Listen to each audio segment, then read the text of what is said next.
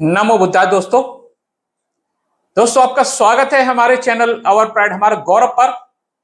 यहां हम अपने बहुजन इतिहास और उनके महापुरुषों के जीवन पर और गौरवशाली जीवन शैली पर हम डिस्कशन करते हैं। यहां हर वीडियो आपको नई ऊर्जा और ज्ञान से भर देता है। आज का एपिसोड धम्म चक्र प्रवर्तन दिवस की हम बात करेंगे। चलिए शुरू करते हैं। धम्म शब्द बौद्ध धर्म में आमतौर पर इस्तेमाल होता है और इसका मतलब बुद्ध की शिक्षाओं और सिद्धांतों से है। ये शिक्षाएं और सिद्धांत चीजों की प्रकृति, चीजों के होने के तरीके और उनके काम करने के तरीके को बताते हैं। संक्षेप में यह न्याय, सत्य और अच्छे व्यवहार का मतलब है। धम्म का अर्थ नैतिक आचरण और धार्मिकता से है। यह नैतिकता के अलावा कुछ भी नहीं है। धम्म बौद्ध धर्म के 3 रत्नों में से एक है, जिसमें बौद्ध धर्म के अनुयायी शरण लेते हैं या फिर जिस पर कोई व्यक्ति अपनी स्थायी खुशी से निर्भर करता है। बौद्ध धर्म के 3 रत्न: बुद्ध, जो मन की पूर्ण ज्ञानोदय की पूर्णता का मतलब है। धम्म, जो बुद्ध की शिक्षाओं और विधियों का मतलब है। और संघ, जो भिक्षु समुदाय से है, जो बुद्ध के अनुयायियों को मार्गदर्शन और समर्थन प्रदान करते हैं। धम्म चक्र बौद्ध धर्म में एक आम प्रतीक है जो बुद्ध की शिक्षाओं को दर्शाता है। इसे परिवर्तन का चक्र और कानून का चक्र माना जाता है। बुद्ध ने धम्म चक्र को 3 बार घुमाया था। बुद्ध ने धम्म चक्र प्रवर्तन किया, यानी उन्होंने कानून के चक्र को गति दी। चक्र को घुमाना और एक बड़ा और क्रांतिकारी परिवर्तन दर्शाता है, जिसके सार्वभौमिक परिणाम होते हैं।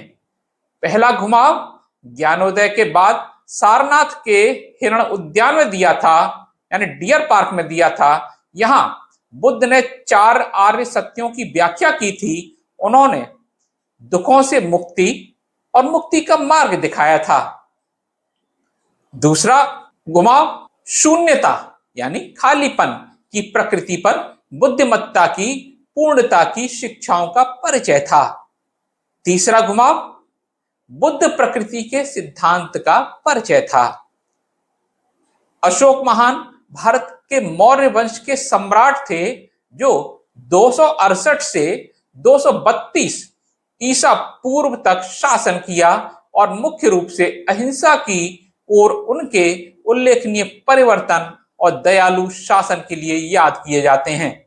वे एक विशाल साम्राज्य के क्रूर विजेता से एक दयालु सम्राट बन गए, जो अहिंसक सिद्धांतों के अनुसार सफलतापूर्वक शासन करते थे।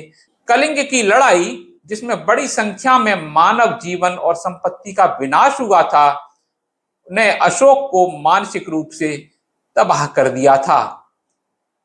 हालांकि वे विजयी हुए, बाद में उन्होंने बौद्ध धर्म अपनाया और अहिंसा के प्रचारक बन गए। बौद्ध शिक्षाओं का अशोक पर गहरा प्रभाव पड़ा। वे बौद्ध धर्म के महान संरक्षक बने और इसके प्रसार को प्रोत्साहित किया। हालांकि उन्होंने कभी इसे अपनी प्रजा पर थोपा नहीं।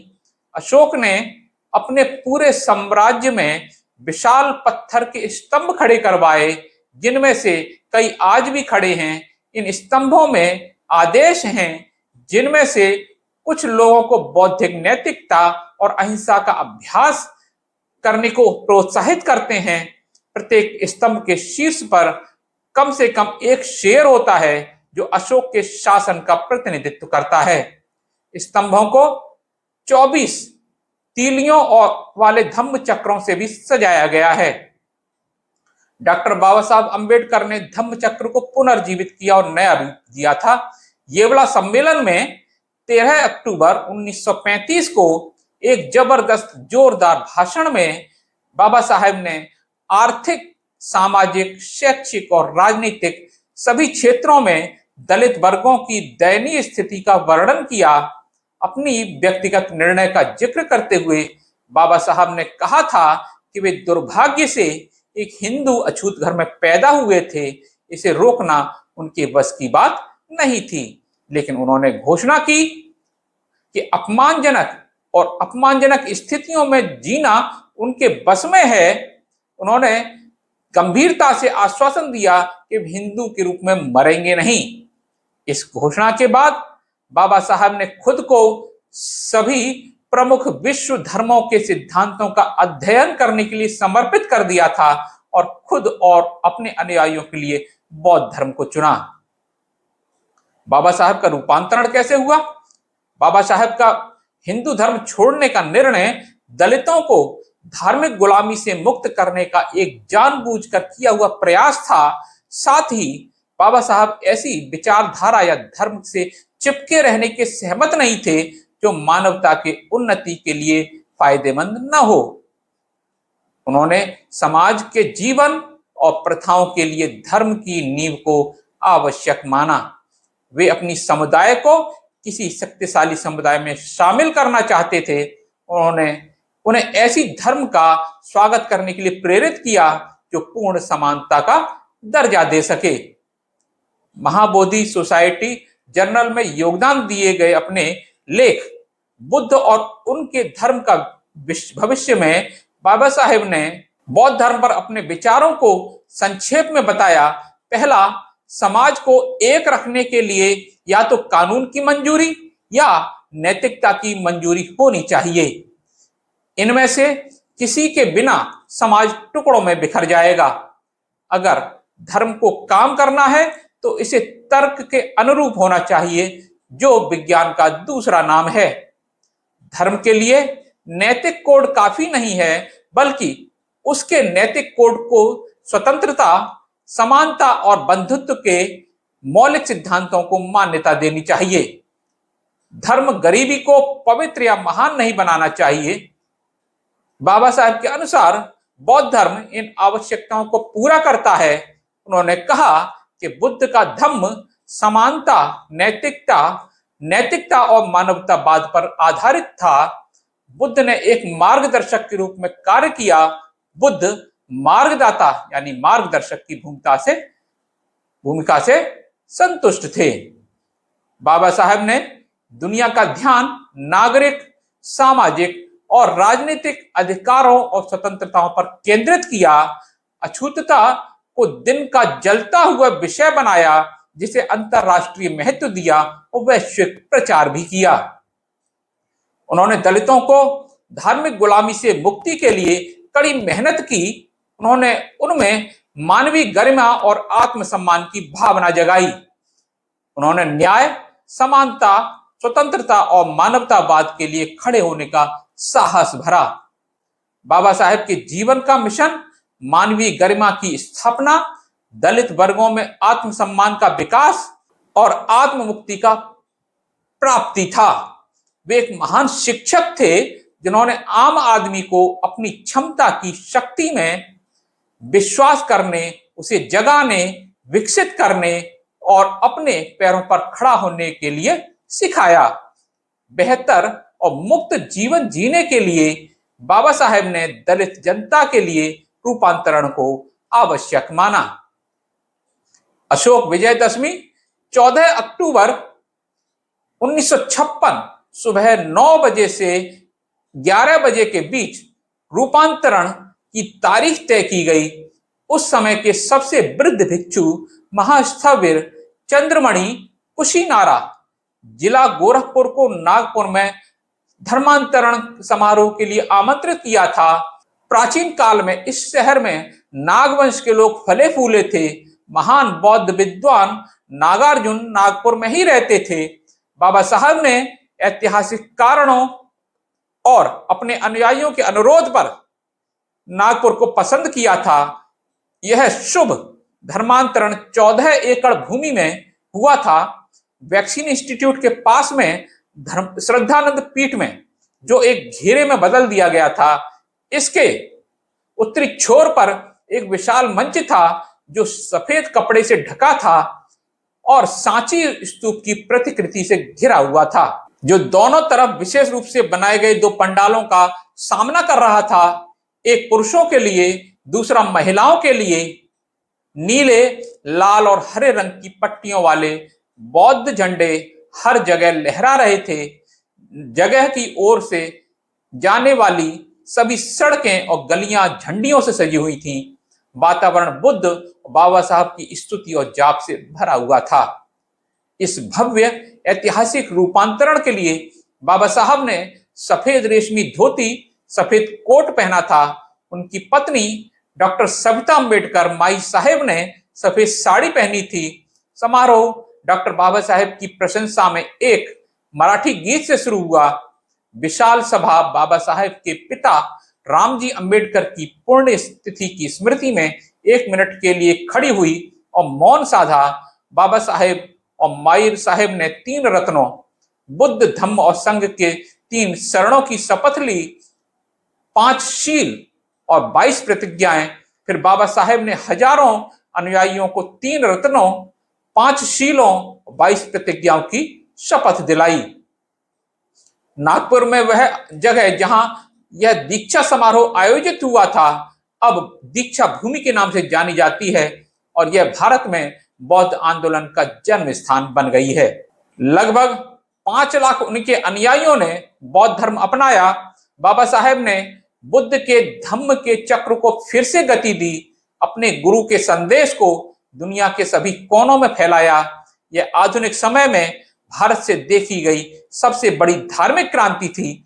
हालांकि उन्होंने अपने लोगों को गंभीरता से चेतावनी दी कि बौद्ध धर्म को बनाए रखने के संबंध में उनके कंधों पर एक बड़ी जिम्मेदारी है और अगर वे बौद्ध धर्म की सिद्धांतों का कठोरता और गरिमा के साथ पालन नहीं करेंगे तो इसका मतलब होगा कि अनुयायियों ने इसे दयनीय स्थिति में कम कर दिया है। सूर्य के नीचे कोई अन्य व्यक्ति इतनी अतुलनीय जिम्मेदारी से बोझिल नहीं था जितना वे थे। उन्होंने निष्कर्ष निकाला। बाबा साहेब ने भविष्यवाणी की कि अगले कुछ वर्षों में बुद्ध द्वारा दिए गए मानवीय मूल्य पूरे देश में फैल जाएंगे और हर भारतीय के मन को भर देंगे। बाबा साहेब ने पूरे जीवन भारत में दबे कुचले समुदायों की मुक्ति के लिए काम किया। धम्मचक्र और वर्तमान स्थिति क्या है? लोगों के जीवन को सफल बनाने का उद्देश्य डॉक्टर बाबा साहेब अम्बेडकर का था और यह आज भी जारी है। अपने गुरु बुद्ध की तरह उन्होंने अपनी राय या विचारों को जनता पर थोपा नहीं, उन्होंने हर संभव तरीके से विषय को समझाने की कोशिश की। व्यक्तिगत प्रगति ही उनका लक्ष्य था। सहानुभूति, समानता और स्वतंत्रता के बिना व्यक्ति के लिए सफल होना मुश्किल है। बाबा साहेब का विचार था कि व्यक्ति को समाज द्वारा मान्यता मिलनी चाहिए और अंततः धर्म के द्वारा। व्यक्तिगत प्रगति के साथ बाबा साहेब ने समाज और देश की प्रगति की कल्पना की। व्यक्ति के पास स्वतंत्र मन होना चाहिए और स्वतंत्र मन के लिए हर किसी वर्ग या समूह का गुलाम नहीं होना चाहिए। व्यक्ति को सतर्क रहना चाहिए और अपनी जिम्मेदारियों और कर्तव्यों का निर्वहन करने में जिम्मेदार होना चाहिए। उनके अनुसार स्वतंत्र मन उपयोग, रीति रिवाजों, परंपराओं या शिक्षाओं का गुलाम नहीं होता। स्वतंत्र मन वाला व्यक्ति स्वतंत्र रूप से कार्य करने की क्षमता रखता है और व्यक्तिगत विकास के लिए पूर्ण क्षमता का उपयोग कर सकता है। जातिवाद और धार्मिक कट्टरता ने लोगों के मन और नैतिकता को भ्रष्ट कर दिया है। इसके दुष्प्रभावों के कारण निचले स्तर पर जनता की वृद्धि प्रगति गंभीर रूप से प्रभावित हुई है। बाबा साहेब के द्वारा विश्लेषण के अनुसार रूपांतरण का मार्ग ही दलित लोगों की स्वतंत्रता और अंततः प्रगति का सही मार्ग है। यह अतिशयोक्ति नहीं होगी कि बाबा साहेब द्वारा गति में लाए गए धम्म के चक्र की गति हर गुजरते साल के साथ बढ़ती जा रही है। हालांकि बाबा साहेब की मृत्यु से बौद्ध आंदोलन कुछ हद तक बाधित हुआ था, जिसे अछूत आबादी से तत्काल जन समर्थन नहीं मिला। अम्बेडकरवादी आंदोलन के नेताओं के बीच विभाजन और दिशा की कमी एक अतिरिक्त बाधा रही। हालांकि गति कम हो गई है लेकिन रुकी नहीं है। भविष्य में इस आंदोलन की गति में तेजी की उम्मीद की जा सकती है। अन्य भारतीय राज्यों में दलित वर्ग द्वारा बौद्ध धर्म में भारी रुचि देखी गई है, जो मानवता और मानव जाति के लिए एक अच्छा संदेश है। वर्तमान में अशोक विजयदशमी को मुक्ति दिवस के रूप में मनाया जाता है। दीक्षा भूमि लाखों लोगों के लिए प्रेरणा का बड़ा स्रोत रही है और यह युगों तक लोगों को प्रेरित करती रहेगी। देश भर में बड़ी संख्या में बौद्ध बहुजन यहाँ हर साल इकट्ठा होते हैं ताकि अपने मुक्तिदाता को याद करें और क्रांति के मार्ग को संजोएं। बाबा साहब की वजह से कोई सम्मानजनक जीवन सीख और जी सकता है। यह जगह एक पवित्र स्थान का दर्जा प्राप्त कर चुकी है, जहां बाबा साहब ने जाति व्यवस्था की जंजीरें तोड़ी और दबे कुचले लोगों को नई दिशा और नया जीवन दिया। तब से यह कई सामूहिक रूपांतरणों, धर्मांतरणों का गवाह बनी है और कई दमित लोगों को जाति, वर्ग या सर्वोच्च शक्ति की मानसिक गुलामी से मुक्ति प्राप्त करने में मदद की है, जिसमें मानवीय संबंधों, मानवीय मूल्यों, वैज्ञानिक सोच और समग्र विकास पर ध्यान केंद्रित है। हम उस महान व्यक्ति के इतने ऋणी हैं जिसने देश को जीवन भर सेवा दी। मैं बाबा साहब का इतना आभारी हूं कि उन्होंने हमें महान धम्म के मार्ग पर चलने के लिए बनाया। सभी को धम्म चक्र प्रवर्तन दिवस की शुभकामनाएं। दोस्तों, आज का वीडियो यहीं समाप्त होता है। उम्मीद है आपको पसंद आया होगा। अगर हाँ तो लाइक जरूर किए करें, चैनल को सब्सक्राइब करें और घंटी का बटन दबाएं ताकि नोटिफिकेशन ऑन हो जाए, ताकि नई वीडियो सबसे पहले आप देख सकें। कमेंट बॉक्स में अपनी राय बताएं, आपका क्या विचार है। अगले वीडियो में मिलते हैं कुछ और गौरवशाली बातों के साथ। तब तक नमो बुद्धाय।